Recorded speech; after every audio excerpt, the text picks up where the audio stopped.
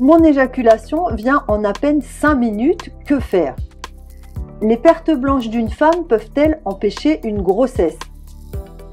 Mon fils est né avec un prépuce très serré, comment le guérir? Est-ce que le vagin vieillit? Ce sont les questions auxquelles je vais répondre dans votre émission Santé Intime.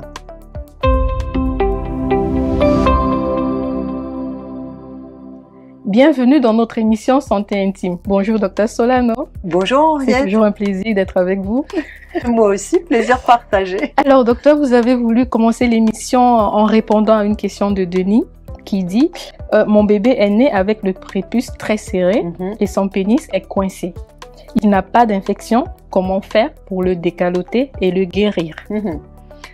Quand un bébé vient de naître et que ses parents ne peuvent pas décaloter le pénis, ce bébé n'a absolument aucune maladie.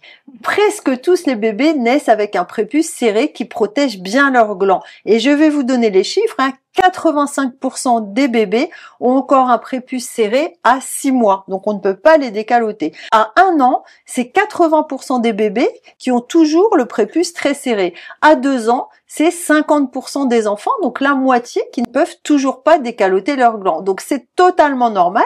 Il y a peu de petits garçons qui peuvent être décalotés quand ils sont nouveau-nés. À 3 ans, il en reste encore 25%, donc un garçon sur 4. À 10 ans, c'est de moins en moins, il en reste encore 6%, et à 16 ans, on n'a plus que 1% des garçons qui ont un prépuce très serré qui empêche de décaloter. Donc en fait, quand on ne fait rien de spécial, petit à petit, le prépuce, il s'élargit et ça peut prendre plusieurs années et ça se fait naturellement tout seul. Donc c'est pas une maladie, il n'y a rien à guérir, rien à soigner. D'accord docteur, mais les parents de petits garçons, est-ce qu'ils doivent laisser la nature faire son travail ou est-ce qu'ils peuvent intervenir? Quand un petit garçon a le prépuce vraiment serré, qu'il ne peut pas décaloter, surtout, la première chose à faire, c'est de ne rien faire. Quand on force le décalotage chez un petit bébé, on abîme le prépuce et le gland, on risque de créer un phimosis, c'est-à-dire un prépuce serré anormal qui va persister, parce que en tirant dessus, on va créer des adhérences, c'est-à-dire que la muqueuse du prépuce et du gland, elles peuvent se coller, et on crée des petites lésions, ça risque de se fibroser, de le rendre moins élastique et plus rigide, donc surtout, il faut laisser le prépuce des petits garçons tranquilles. Mais est-ce que c'est propre de laisser le prépuce tel qu'il est sans jamais le décaloter? Laisser le prépuce d'un bébé sans le décaloter, c'est propre.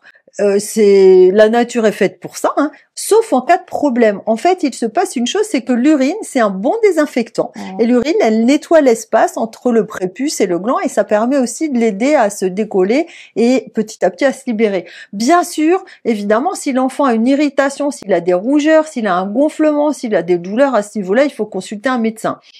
J'ajoute une chose aussi qui est importante. Les petits garçons, ils jouent souvent avec leur prépuce. Par exemple, ils tirent dessus, ils le font bouger. Surtout, il faut les laisser faire parce que eux, ils ne vont jamais forcer, ils vont pas se faire mal. Au contraire, ils vont aider l'élasticité de cette zone à s'entretenir et à augmenter. Et petit à petit, ils vont permettre à leur prépuce de se décaloter. Justement, docteur, j'ai une amie dont le fils de 3 ans a tendance à envoyer la main dans son caleçon et à tirer sur son pénis. Est-ce que ses parents doivent le laisser faire? Ça dépend un petit peu de l'âge. C'est vrai que dès 2 ou 3 ans, il faut commencer à expliquer à un petit garçon que son sexe, il est à lui, qu'il en fait ce qu'il veut, mais qu'il peut pas le toucher ou le montrer en public. Et d'ailleurs, on peut lui faire remarquer aussi, tu vois pas ton père faire ça. Non, c'est pas poli de montrer son sexe ou de le toucher en public, mais dans sa chambre, dans son lit, dans le bain ou sous la douche, il peut faire ce qu'il veut. D'accord. Voilà ce qu'il faut dire. Et pour les 1% dont vous parliez tout à l'heure, qui ne peuvent toujours pas retrousser leur prépuce à 16 ans, qu'est-ce que vous conseillez? Alors, quand un garçon avance son âge et qu'il peut toujours pas décaloter, disons à la puberté à peu près, il faut réaliser des exercices à chaque fois qu'il prend une douche. C'est-à-dire, c'est des exercices pour élargir le prépuce, pour l'étirer. Il faut réaliser ces exercices à chaque fois qu'il prend une douche parce que l'eau chaude, ça aide à rendre la peau plus élastique. Et si ça ne suffit pas, un médecin peut prescrire une crème à appliquer tous les jours pendant 1 mois. Cette crème, elle permet au prépuce de s'élargir plus facilement. Elle assouplit les tissus en fait, et c'est encore plus efficace si on associe exercice et crème. Et cette crème, c'est une crème à base de cortisone, donc c'est uniquement sur ordonnance. Alors le plus souvent, c'est efficace. Quand c'est pas efficace, qu'au bout d'1 mois d'exercice avec une crème, on n'a pas de résultat, qu'est-ce qu'on fait? On recommence un deuxième mois d'exercice et d'application de la crème. Et c'est seulement si après au moins 2 séries comme ça de 1 mois d'exercice plus crème, le prépuce reste serré. À ce moment-là, on conseille de consulter un urologue qui va proposer une opération chirurgicale qui va être soit une plastie du prépuce qui élargit le prépuce en le conservant, soit une postectomie qui enlève carrément le prépuce. Et la postectomie, c'est le nom médical pour circoncision. Très bien, merci beaucoup docteur. Nous passons à la deuxième partie de l'émission dans laquelle le docteur Solano répond à vos questions. Alors docteur, la première question est posée par Alain qui demande: les pertes blanches peuvent-elles empêcher une grossesse chez la femme? Pour mettre en route une grossesse chez une femme, il faut des pertes blanches. Donc les pertes blanches, ça n'empêche pas du tout une grossesse. Au contraire, c'est indispensable d'avoir des pertes blanches pour mettre en route une grossesse. Les jours où une femme a des pertes blanches qui sont transparentes, fluides, un petit peu comme du blanc d'œuf cru, ce sont les jours où la femme est la plus fertile. Parce que ce fluide, c'est le fluide de la fertilité. Donc au contraire, quand une femme a pendant quelques jours ces pertes blanches transparentes, ce sont les meilleurs jours pour faire un bébé, c'est qu'elle est fertile. Les femmes ont aussi d'autres pertes blanches normales qui sont des pertes blanches non plus transparentes mais un peu opaques. En fait, ce sont les mêmes pertes blanches que celles des jours fertiles, mais c'est des pertes qui coagulent un petit peu sous l'effet de la progestérone, exactement comme le blanc d'œuf, il coagule sous l'effet de la chaleur. Bon, c'est pas la même coagulation quand même, elles deviennent un petit peu jaunes et plus du tout transparentes. Donc ces pertes blanches, c'est pas du tout un problème pour la fertilité. J'ajoute que ces pertes blanches qui ont coagulé, elles vont boucher l'entrée de l'utérus, peut-être pour protéger le futur bébé, puis elles empêchent après les spermatozoïdes de remonter quand il y a peut-être une grossesse qui est commencée. Mais docteur, certaines pertes blanches ne peuvent pas gêner la fertilité chez la femme? Il y a des pertes blanches anormales aussi chez les femmes, et ça peut être un problème pour la fertilité. Les pertes blanches anormales, elles sont particulières parce qu'elles sentent mauvais, elles brûlent, elles piquent, elles irritent, et c'est un signe d'infection. Évidemment, dans ces cas-là, il faut consulter un médecin pour soigner l'infection, parce qu'une infection, ça peut altérer la fertilité. Ça peut agir au niveau de l'utérus, ça peut boucher les trompes, etc. Donc, vraiment, il faut consulter. J'ajoute une petite précision qui va peut-être vous intéresser, c'est qu'en médecine, les pertes blanches, on leur donne un autre nom, on appelle ça les leucorrhées. Leuco, ça veut dire blanc. Par exemple, les leucocytes, ce sont les globules blancs.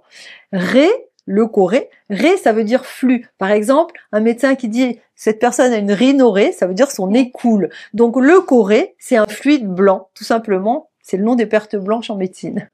Merci docteur. Voici à présent la préoccupation d'un Togolais de 40 ans qui s'inquiète du fait que son éjaculation vient en moins de 5 minutes. Il dit qu'il a une éjaculation précoce et il veut savoir ce qu'il peut faire contre cela. Une éjaculation qui survient au bout de 5 minutes, eh bien, ça n'est pas une éjaculation précoce. Une éjaculation précoce, c'est plutôt une pénétration qui dure moins de 1 minute ou en tout cas moins de 3 minutes. Même si tout le monde n'a pas sa montre à ce moment-là en train de chronométrer. En sexologie, on considère que si la pénétration dure plus de 3 minutes, un homme n'a pas vraiment d'éjaculation précoce, même si lui, il a le droit de trouver que c'est une éjaculation trop rapide, bien sûr. Donc, on considère qu'il n'a pas besoin de traitement et qu'il est apte à trouver lui-même comment retarder son éjaculation. Comment peut-il faire pour trouver comment retarder son éjaculation, justement? Pour retarder une éjaculation trop rapide, il faut qu'il s'observe, qu'il observe par exemple ses respirations, qu'il observe les positions dans lesquelles c'est le plus rapide, qu'il observe ses gestes et ceux de sa partenaire, qu'il observe ses pensées, ses fantasmes, et en jouant sur tout cela, il pourra réussir petit à petit, probablement avec de l'entraînement, à retarder son éjaculation. Voilà, docteur Solano, pouvez-vous nous donner un exemple concret qui pourrait l'aider à retarder son éjaculation? Oui, je vais vous parler des respirations. La respiration, ça peut aider à retarder l'éjaculation. Ça a été étudié, les hommes qui ont une éjaculation trop rapide, ils ont tendance à bloquer leur respiration pendant les mouvements de va-et-vient, c'est-à-dire à respirer très très peu. Et ils ne prennent pas suffisamment d'inspiration. Donc il faut faire son possible pour respirer et respirer en phase avec les mouvements de va-et-vient. Donc une fois par mouvement de va-et-vient, et ça permet souvent d'aider à retarder l'éjaculation. Très bien, merci docteur. Ferdinand de Brazzaville demande: est-ce que le vagin vieillit? Et que doit faire une femme pour que l'avancée en âge à ce niveau n'ait pas de conséquences négatives sur la vie amoureuse du couple? En fait, on peut pas dire que le vagin vieillit. C'est bizarre de dire ça comme si la femme pouvait rester jeune et que le vagin vieillissait tout seul. En fait, le corps entier vieillit, que l'on soit un homme et une femme. Et bien sûr, le vagin, il vieillit avec le corps, comme le pénis vieillit chez un homme avec son corps. Chez une femme, c'est surtout à la période de la ménopause que ça peut se ressentir. En effet, quelques années après la ménopause, une femme, elle peut commencer à ressentir une sécheresse vaginale. Au moment des rapports sexuels, ça peut lui faire mal. Mais attention, je précise que 40% des femmes seulement ressentent une sécheresse vaginale après la ménopause, donc ça n'est pas gênant pour toutes les femmes. Oui, mais que peut faire une femme qui ressent cette sécheresse vaginale? Quand une femme ressent une sécheresse vaginale, ce qu'il faut faire, c'est utiliser des produits hydratants. Les gynécologues, ils disent souvent que quand on a la peau sèche, on se met de la crème sur le visage. Et bien, au niveau intime, on peut utiliser un hydratant qu'on applique 3 fois par semaine le soir. C'est pas la même chose qu'un lubrifiant, c'est un hydratant. Je suis curieuse de savoir si la sécheresse est le seul signe de vieillissement intime chez la femme.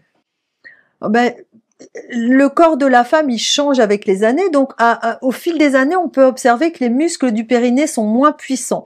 Donc, une femme peut avoir moins de sensations sexuelles et des orgasmes qui sont moins forts parce que le périnée, au moment de l'orgasme, il se contracte et donc il sera un peu moins puissant. Pour éviter cette diminution de sensation, une femme peut pratiquer des exercices de renforcement musculaire. Donc, il s'agit de renforcer les muscles, de les contracter, comme si on voulait resserrer le vagin ou se retenir d'uriner. Et il y a des médecins qui appellent ça l'exercice de casse-noisette. C'est comme si une femme voulait casser la coque d'une noisette qui serait à l'intérieur de son vagin. Bon, je sais pas pourquoi c'est casse-noisette, pas casse-noix ou casse autre chose, mais c'est comme ça. Ces exercices doivent se faire régulièrement, bien sûr, si on veut entretenir ses muscles, comme toute musculation. Merci infiniment, Dr Solano. C'est ici que s'achève notre émission Santé Intime. Si vous avez des questions, pensez à nous les envoyer via l'adresse email qui s'affiche à l'écran.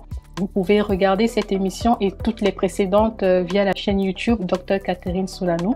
Dr Catherine Solano et moi, nous ferons un plaisir de vous retrouver très prochainement dans un tout nouvel épisode. Merci encore, docteur, et à bientôt. Merci beaucoup, Henriette. Je serai très contente de vous retrouver.